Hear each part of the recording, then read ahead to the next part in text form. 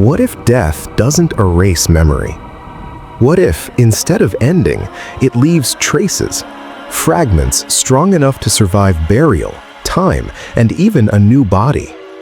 What would it mean if a child, too young to read, too young to lie convincingly, could remember dying?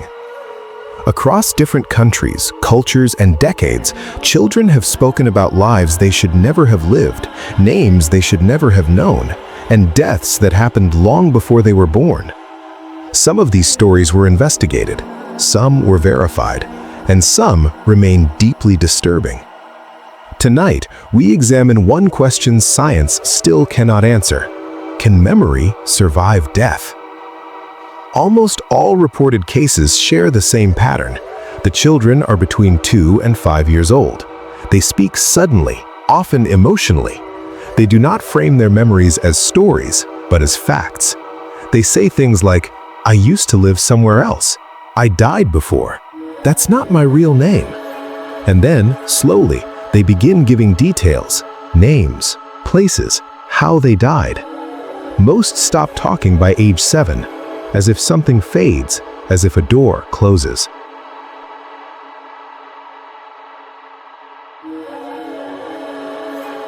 James Leininger was just 22 months old when his parents noticed something was wrong.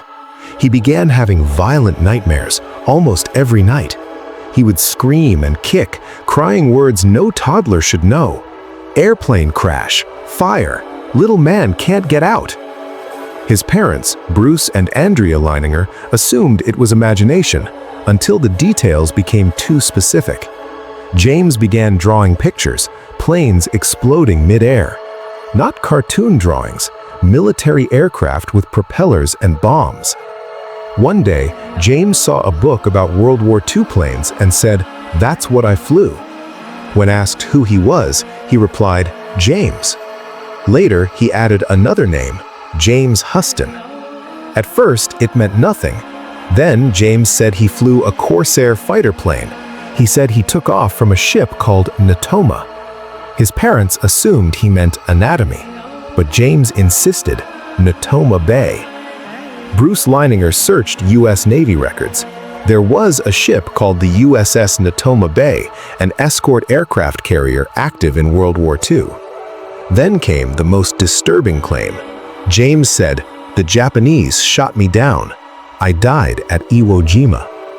Military records confirmed that on March 3, 1945, a Corsair pilot named James Huston Jr. was killed during combat operations near Iwo Jima, Japan. He took off from the USS Natoma Bay. James also recognized fellow pilots from old photographs, men who had been dead for more than 50 years. His nightmares only stopped after he said one final sentence, "I figured it out. I died."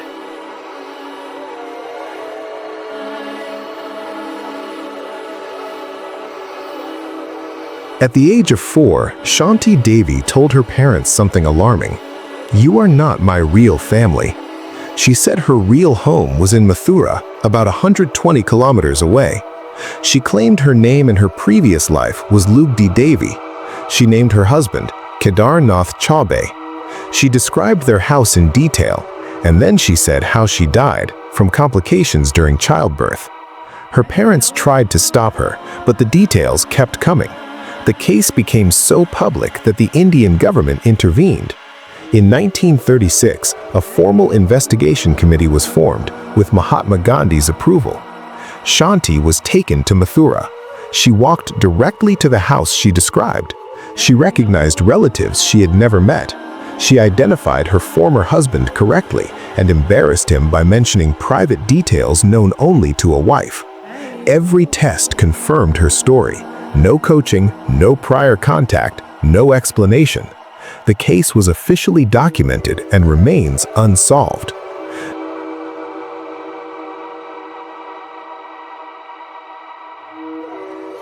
Dr. Ian Stevenson was a psychiatrist, not a mystic. He began investigating these cases skeptically. Over 40 years, he documented more than 2,500 cases across India, Sri Lanka, United States, Turkey, Lebanon, and Burma. He found patterns, Memories begin early and fade by age 7. Violent deaths are most commonly remembered. Emotional trauma carries over. Birthmarks often match fatal wounds. In one case, a child had 2 birthmarks, one on the chest, one on the back. The child claimed he was shot. Autopsy records from a matching historical death showed entry and exit wounds in the exact locations. Stevenson never claimed proof of reincarnation, but he admitted this: "I know of no other explanation that fits all the facts." Some children are born with scars, deformities, or missing limbs. Doctors call them congenital anomalies.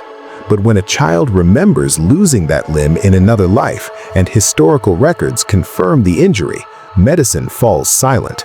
These marks appear before belief, before culture, before influence, which raises a disturbing possibility. Does the body remember how it died? Skeptics argue suggestion, coincidence, false memory. But many parents were non-religious. Some tried desperately to silence the memories. Most children stopped talking around age 7, as if something shut down, as if remembering was temporary. If consciousness is created by the brain, why does it appear before the brain is fully developed?